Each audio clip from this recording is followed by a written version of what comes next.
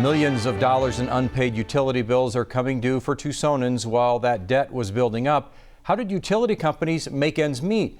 9 on your side's Rogelio Maras found out and tells us how it could affect our bills at home. Right now, we have $31 million, and we'll have, before long, a total of $56 million. Some of that will go toward helping people with their utility bills. Providers tell KGUN 9 there are plenty of customers who are behind. So how do they continue operating with so many people behind on their bill? We'll explain that shortly.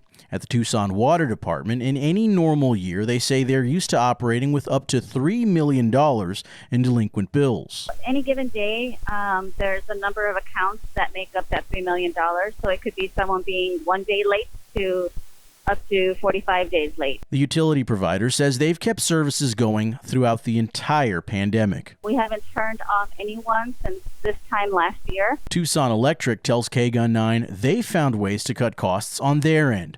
A spokesperson for the electricity provider says decreased use by businesses during the pandemic has made up for increased use by people staying home. Still, at least for Tucson Water, the backlog is going up. In January of 2021 is when we saw the highest amount of delinquencies, and it reached about $9 million. 3 times their normal operating amount. We've been able to manage through the pandemic and seeing the increase in delinquencies with our reserves. The utility provider says it budgets up to 200 days of service for its rainy day fund. So how do costs get covered when people can't pay their bills? For that, we go to Pima County Supervisor Dr. Matt Hines. He says providers' costs are covered by what customers pay on their bills, but when they can't pay, COVID relief funds will fill that gap.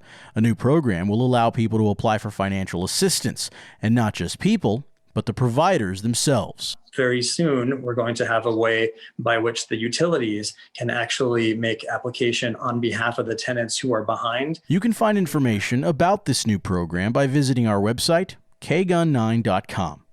Rogelio Maras, KGUN 9, on your side.